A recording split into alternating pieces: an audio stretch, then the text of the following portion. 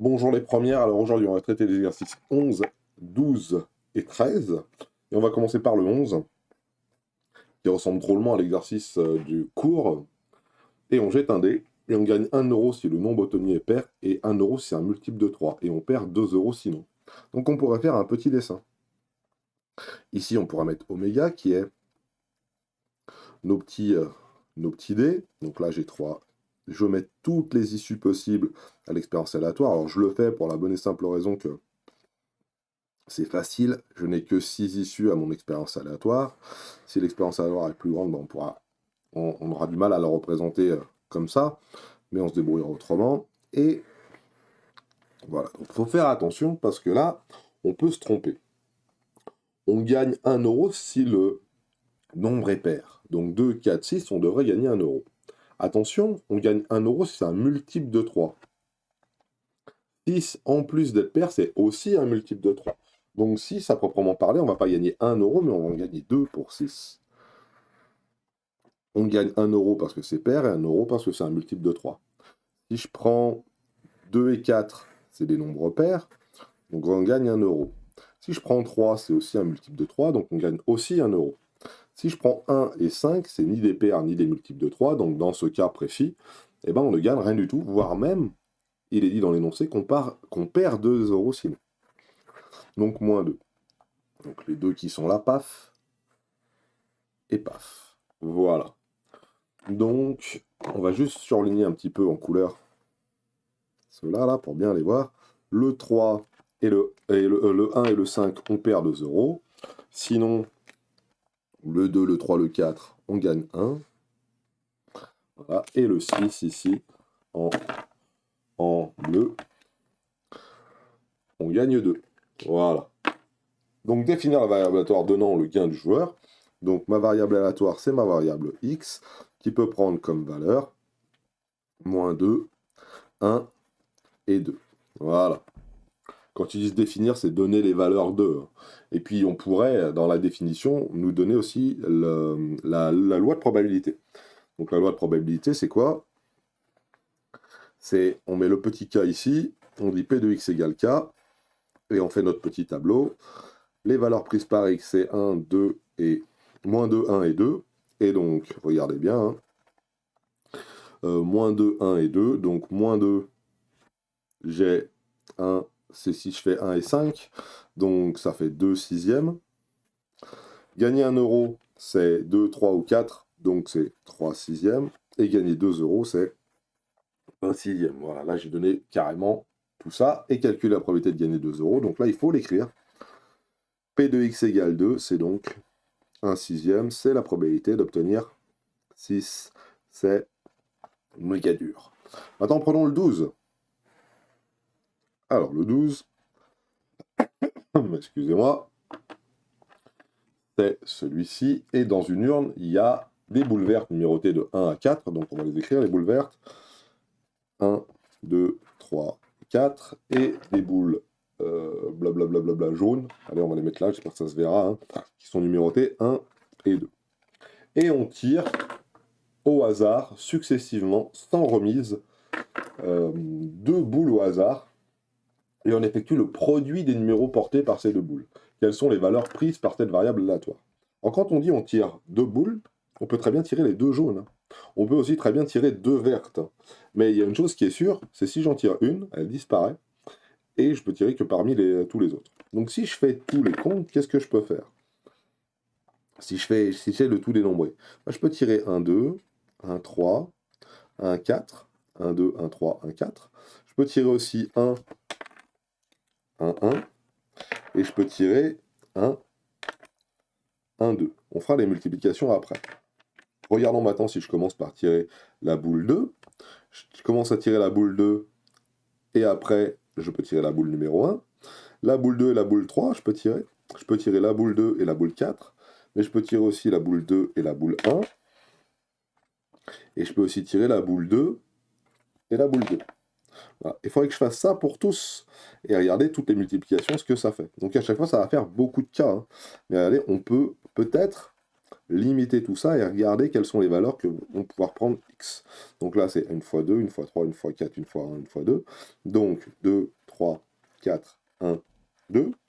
Et là, 2 fois 1, 2, 6, 8, 2 et 4. Voilà. Il y aura un autre cas qui serait intéressant aussi, c'est si on tire la boule 3 et la boule 4. Si je tire la boule 3 et la boule 4, ça fait 12. 3 et 4. Par contre, 3 et 1, on l'a déjà. 3 fois 1, 3 fois 2, on l'a déjà. 3 fois 4, on l'a déjà. 3 fois 1 et 3 fois 2, ça marche aussi. Ok, 3 fois 1 et 3 fois 2, c'est 3 et 6. Et 3 et 6, on l'a déjà noté. Voilà. La question étant, quelles sont les valeurs prises par la variable aléatoire? Mon petit x, il peut avoir quoi, donc, comme valeur? Est-ce que j'ai autre chose? Bah, 4 et 1, c'est fait. Ça fait 4. 4 et 2, c'est fait. Ça fait 8. 4 et 3, ça fait 12, on l'a noté. 4 et 1 et 4 et 2, ça fait 4 et 8. Donc, est-ce que je peux faire 1? Oui, si je tire ça. Est-ce que je peux faire 2? Oui, si je fais ça et ça. Est-ce que je peux faire 3? Est-ce que je peux faire 3? Si, je peux faire 3 fois 1, ici. 4, bah 2 fois 2. Ok. 5, je peux pas. 6, je peux. 7, je peux pas. 8, je peux. Ici.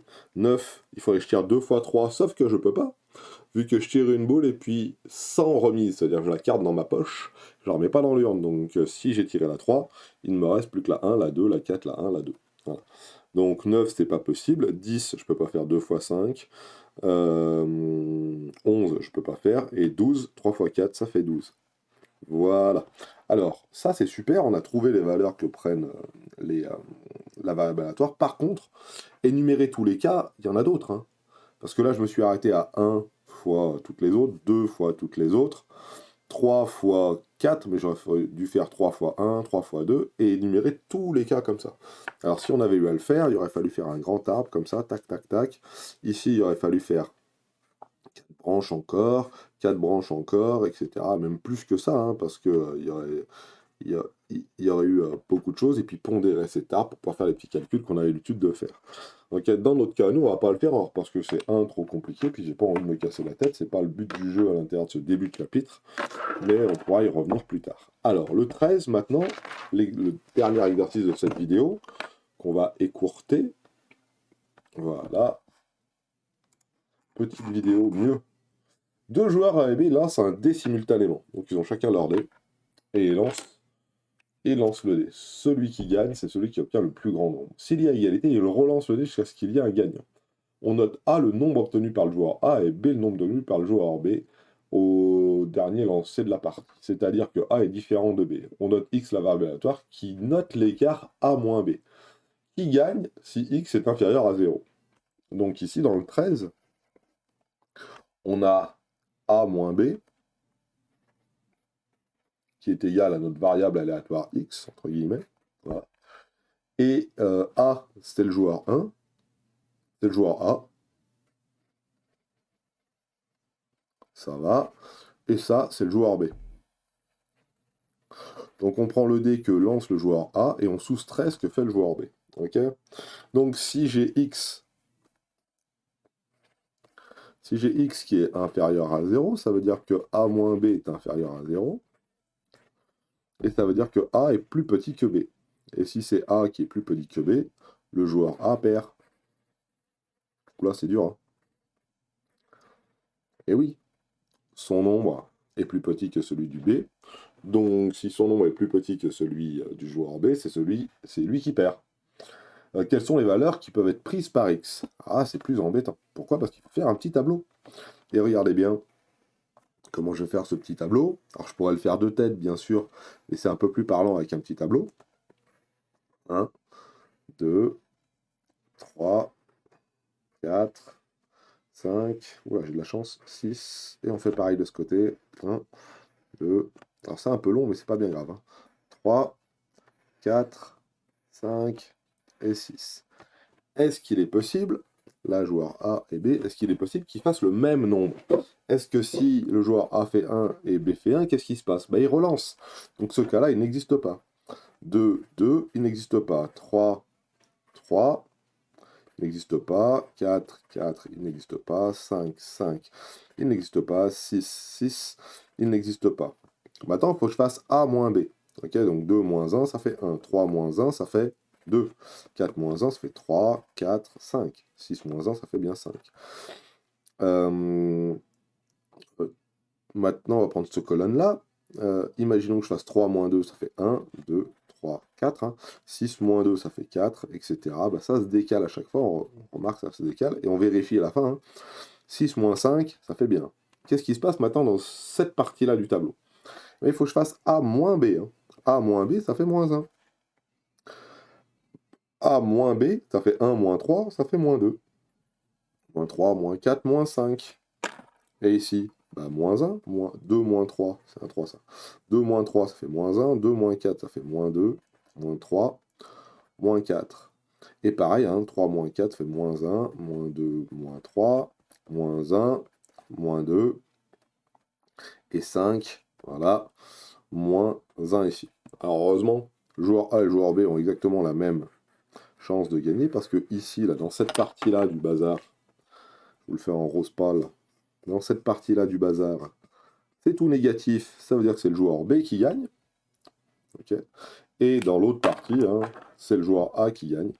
Donc on pourrait calculer la probabilité du joueur A qui gagne avec tant de points d'écart, ou etc. à l'aide de ce petit tableau. Mais là, c'était juste pour pouvoir bien montrer que X, il peut valoir quoi comme valeur? Bah, X, il peut avoir un sacré paquet de valeurs. Moins 1, moins 2, moins 3, moins 4, moins 5. Ça, c'est si c'est le joueur B qui gagne. Et puis, il peut aussi avoir comme valeur 1, 2, 3, 4, 5. Le tableau n'était pas nécessairement utile. Hein. Là, c'est simplement que pour bien montrer les choses, pour bien expliquer, pour bien modéliser, j'ai décidé de faire ça. Et surtout, X est forcément différent de 0. Pourquoi? Parce que si A moins B égale 0, ça veut dire qu'ils ont fait le même nombre. Et dans ces cas-là, ils vont relancer jusqu'à ce qu'il y ait un gagnant. Voici pour l'exercice 13. Est-ce qu'il y en a un peu plus derrière? Non. Voilà. Alors, on ne demande pas d'établir les lois de probabilité. Donc, voilà, les valeurs prises par X, c'est celle-ci. Une petite vidéo de 11 à 13. Voilà, je vous remonte pour mon petit tableau. Donc moi, je vais un peu plus loin. Hein. Vous pouvez aller plus vite, vous, si vous voulez. Passez une bonne journée.